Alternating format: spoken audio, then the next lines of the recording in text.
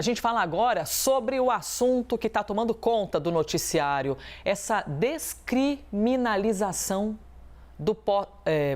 da maconha e o que diferencia o traficante do usuário. O Supremo Tribunal Federal vai definir hoje, isso foi decidido ontem, então, por maioria, decidiram que sim, tem diferença entre usuário e traficante. Hoje é a quantidade, eles vão definir qual será então a quantidade de maconha que vai diferenciar o usuário do traficante em caso de abordagem policial. Isso porque os ministros formaram maioria e decidiram por isso ontem.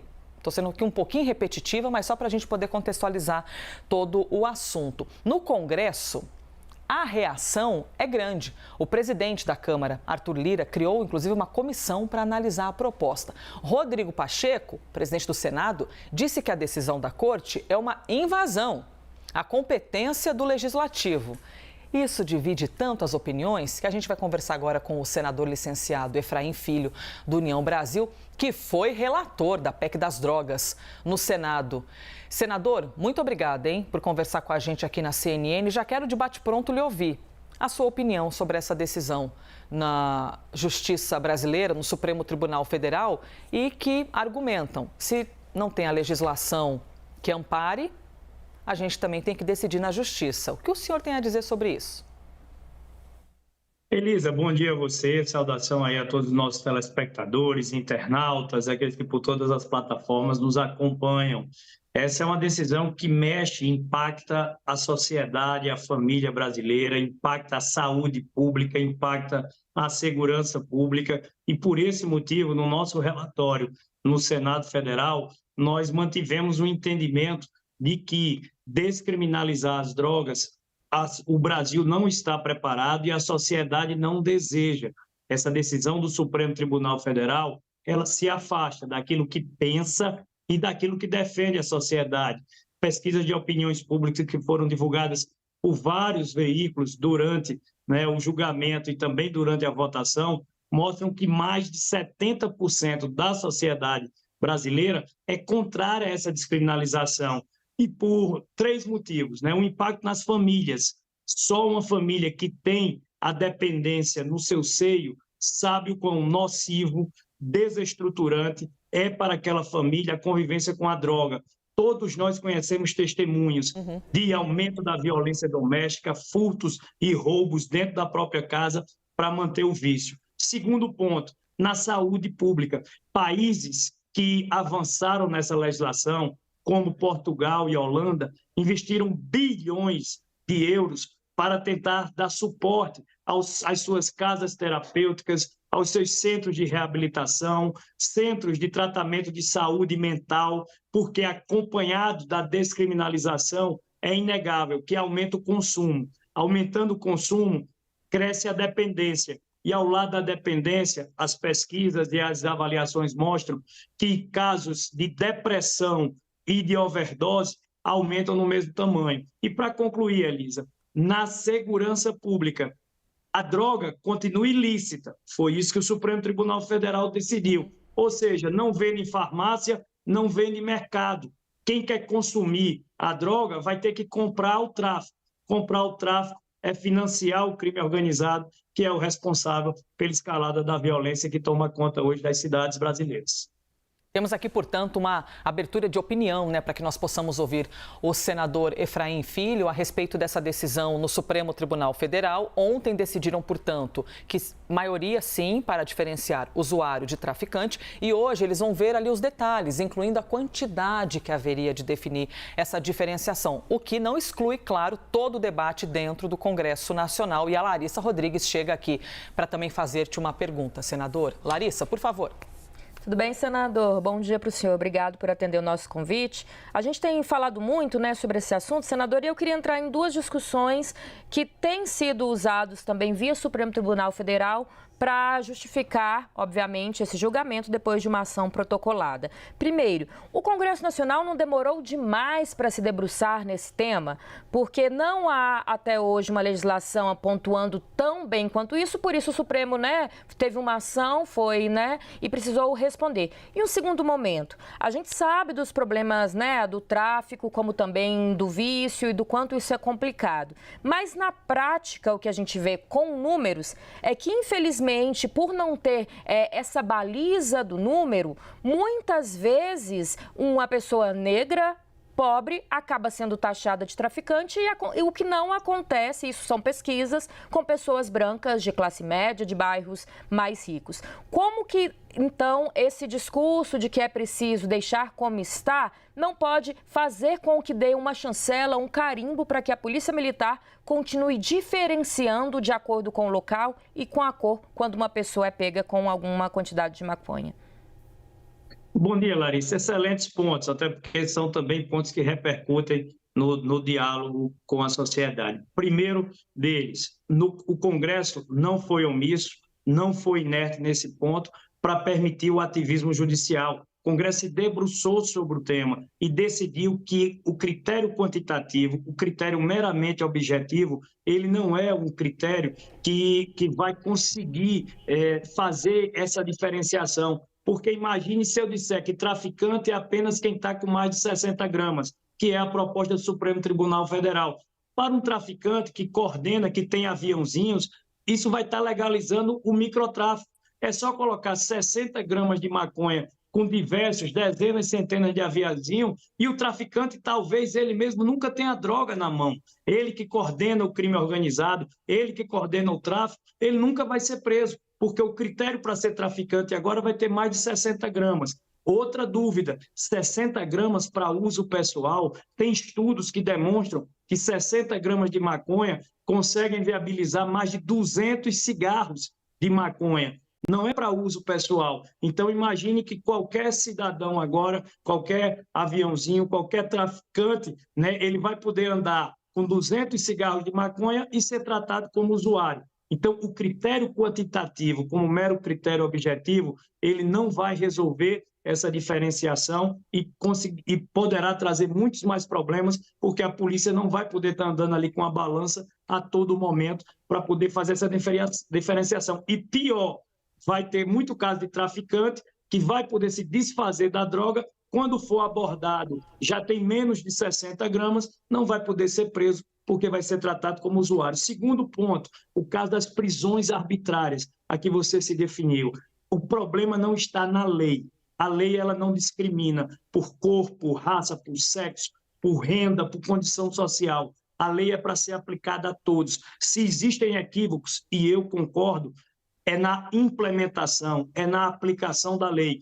E, Larissa, ela não é feita só pela autoridade policial. Para ter alguém preso, como traficante, sendo usuário, passou por um parecer do Ministério Público, passou por uma decisão de um juiz. E eu não vi uma vírgula no julgamento do Supremo falando sobre os juízes que aplicam a lei errada. Porque se tem alguém preso de forma equivocada, o juiz, o promotor e a autoridade policial incorreram em erro. E o Supremo Tribunal Federal, ao invés de chamar o feito à ordem, por exemplo, através do CNJ, com a sua corregedoria, orientar os juízes a não fazer essa discriminação, ele acaba querendo mudar a lei, que, como eu disse, vai trazer novos problemas, especialmente para a família brasileira, para a saúde pública e para a segurança. Enquanto o senhor nos traz pontos muito importantes e a gente fica muito satisfeito de poder trazer o debate aqui na CNN Brasil para que nós tenhamos maturidade, nós possamos esclarecer. A gente traz o que os senadores pensam, os líderes da casa, ou quem é veementemente contra, fala, nossa, os senadores estão falando,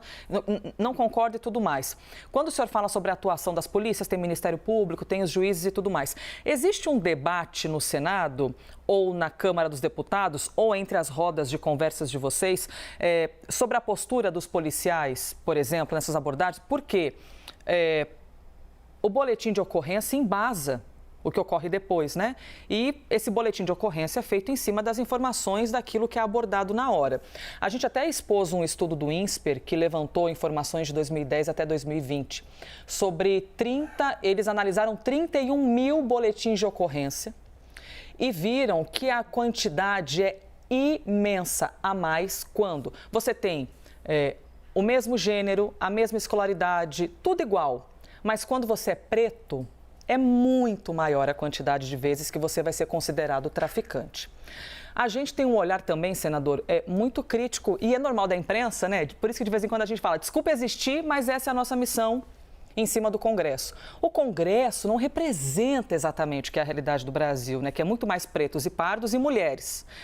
Se um Congresso fosse cheio daquilo que é real, de pretos e pardos, o senhor não observa até que a decisão de vocês poderia até ser diferente? Porque nós poderíamos ouvir as pessoas que sabem o que é a realidade nas ruas, né? Ou a quantidade de racismo nesse tipo de abordagem. Elisa, Desculpa, senadora, eu só queria juntar com o que a Elisa falou, rapidinho. Por favor, claro. Porque o senhor disse que ter um critério numérico, um critério objetivo, não é o melhor caminho para, né, tentar combater esse racismo que a Elisa traz para a gente. Então, ainda sobre a pergunta da Elisa, qual seria o critério, na opinião do senhor? Então, criminalizar qualquer quantidade? Existiria outro critério para que lá na ponta, na polícia, né, nesse boletim de ocorrência que a Elisa explica, não tivéssemos também essa diferenciação por cor ou por classe social? Vamos lá, por partes, Elisa. Na votação que tivemos no Senado, por exemplo, apenas 2 votos foram contrários à PEC, independente de cor, independente de sexo, independente de renda, para você ver que, bem ou mal, é no Congresso Nacional onde estão as pessoas que foram escolhidas por essa sociedade. A sociedade que você reflete com todos, e todos valem um. Do mais pobre ao mais rico, do homem à mulher, todo mundo vale um voto e é a escolha de cada uma dessas pessoas que elegem aqueles que os estão representando lá. Então, o Congresso tem a legitimidade da representatividade, diferente do Supremo Tribunal Federal, onde estão 11 juristas, tá certo? Com saber jurídico, mas que foram nomeados pelo presidente, não foram escolhidos pela população para representá-los em situações que impactam a sociedade.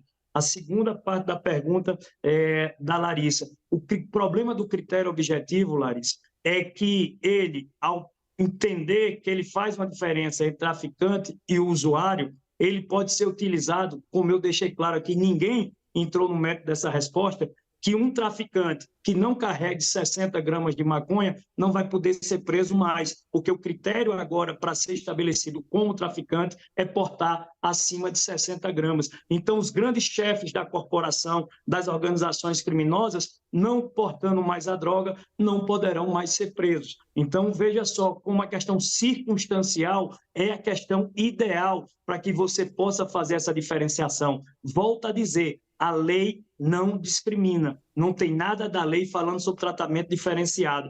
Esse tratamento que existe e é equivocado, era isso que o Supremo Tribunal Federal deveria estar chamando os seus juízes e entender por que os juízes, Elisa, lá nesse relatório do INSPER, têm aplicado isso de forma diferenciada. Se existe esse racismo estrutural dentro da Justiça, dentro do Ministério Público ou dentro da Polícia, é ele que precisa ser tratado e não alterar a lei para liberar.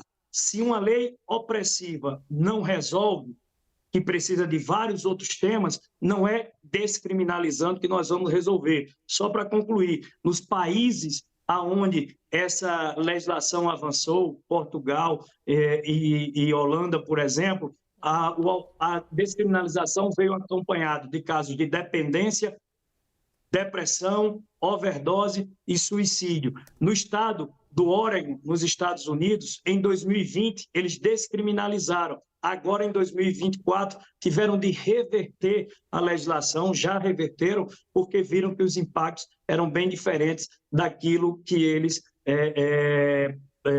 acreditavam que iria acontecer. Então, eu respeito, Elisa, a divergência. Como relator, inclusive, fizemos com muita serenidade esse debate, até porque se 70% da sociedade é contra a descriminalização, quer dizer que 30% é a favor. Não é um número residual, não é um número desprezível, é um número que permite esse debate e esse contraponto. Muita gente fala sobre a ciência, Larissa, e assim, como se a ciência estivesse ao lado da descriminalização. Mas, por exemplo, o Conselho Federal de Medicina é contra a descriminalização. O Instituto Brasileiro de Psiquiatria é contra a descriminalização. As autoridades de segurança pública que lidam com o problema todo dia são contra a descriminalização. Então, existem pontos e contrapontos e a decisão do Congresso foi de não avançar com a política de descriminalização das drogas. Seguimos aqui ouvindo Efraim Filho, do União Brasil, que é relator, inclusive, da PEC das drogas no Senado. Theo Cury agora também participa da conversa.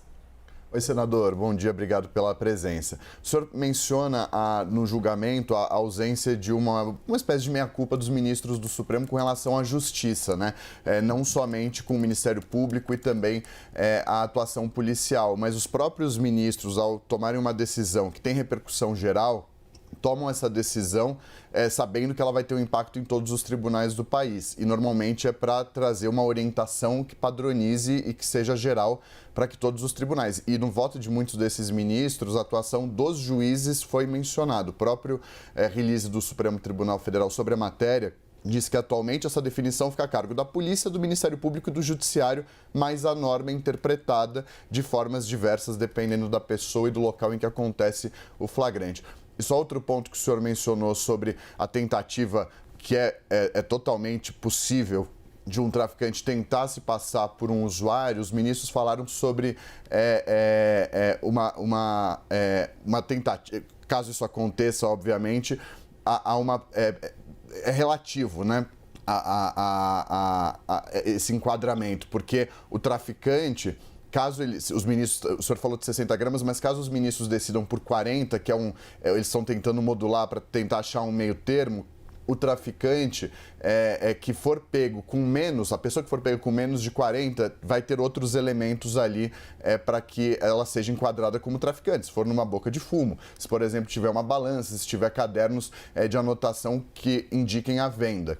Mas o que eu ia perguntar para o senhor é sobre a atuação do Legislativo, que é o que a gente está discutindo aqui, onde o senhor tem uma atuação importante ao trabalho do senhor. A gente menciona essa pesquisa do INSPER, que diz que São Paulo enquadrou, com base em 3,5 milhões de boletins que foram analisados pelo INSPER, São Paulo enquadrou 31 mil negros como traficantes em situações similares às de usuários brancos. Eu queria entender como, aprovada essa proposta de emenda à Constituição no Congresso Nacional, o que vai ser feito para que haja uma diferenciação, ou seja, para que as pessoas pretas, ou seja, as pessoas negras, pardas, pretas, não sejam descriminalizadas em relação aos usuários brancos. Porque o senhor mencionou que é um problema de saúde pública, obviamente. Há casos que desestabilizam a família, mas há também brancos que usam de maneira periódica e que não são enquadrados como os pretos, os negros e os pardos são. Queria ouvir do senhor como que o Congresso pode dar uma resposta para diminuir também o hiperencarceramento e essa situação do sistema carcerário brasileiro e esse desequilíbrio e a desigualdade que existe com relação a esse tema. Theo, a saída e a solução é a aplicação correta da lei. A lei não está errada. Eu vou insistir, a lei não descriminaliza. A lei não diz que é para ser aplicado de forma diferenciada por raça, cor, sexo, renda, pela residência, pelo bairro onde mora. Esse equívoco que existe, ele é fruto de erro na aplicação da lei. O que pode ser feito? CNJ. Você conhece alguma iniciativa do Conselho Nacional de Justiça, da Corregedoria da Justiça, de fazer algum simpósio, algum fórum, abrir algum procedimento contra um juiz que tenha agido com racismo porque tratou um preto ou pardo de forma diferenciada do branco? É o exemplo que arrasta, é o exemplo que convence, né? Não é só o discurso que você citou, que no discurso os ministros fizeram, né, a citação a esses casos, mas eu acredito que tratar da aplicação da lei de forma correta evitaria dois problemas, tá certo? Você evitaria as prisões arbitrárias e evitaria a explosão do consumo, porque dar um critério meramente objetivo e descriminalizar o usuário vai levar ao aumento do consumo. Na nossa relatoria, se dialogou, se pesquisou com os jovens, qual era o motivo para os jovens que ainda não consomem drogas. Eram dois. Primeiro deles, faz mal à saúde. Segundo, é proibido. Se você retira essa vedação, nem o próprio pai ou mãe vai poder dizer ao filho para não consumir droga, porque ele vai poder responder que o Estado brasileiro permite. E aí é onde eu acredito que essa decisão tem tudo a ver, tá certo? Com um Estado brasileiro que, diante da incapacidade de fiscalizar, diante da incapacidade de aplicar a lei, ele decreta a sua falência e transfere essa responsabilidade Senador, do Estado, do poder polícia, para as famílias. Só um acréscimo, é que eles não é que vai assim, ó, agora vamos lá, todo mundo fuma. Não é isso, né? É só a diferenciação para que quem usa não seja enquadrado como traficante. Continua sendo ilegal, você não pode sair fumando pelas ruas, né? Só para que nós não tenhamos aqui essa confusão na interpretação. Não é o Estado dizendo, olha, legal, vamos lá, todo mundo fumando. Não é isso. Não, mas quem fuma vai ter que comprar. E para consumir, a droga, segundo o próprio julgamento do STF, continua ilícita. Então, para quem vai consumir e está descriminalizado, ele vai ter que comprar o tráfico. Comprar o tráfico é financiar o crime organizado e ajudar, né, na escalada da violência que temos nas ruas hoje. Olha, senador, a gente até se estendeu aqui no tempo porque o debate é importante, necessário e a gente tinha essa intenção mesmo. Para a gente encerrar aqui a conversa, não quero deixar de perguntar-te, tem algum debate ocorrendo de eventualmente essa decisão do Supremo Congresso judicializar, contestar, levar adiante, ou seja, bem o português bem claro, não vamos deixar isso quieto? Elisa, a PEC ela já foi votada no Senado, ela agora está na Câmara dos Deputados.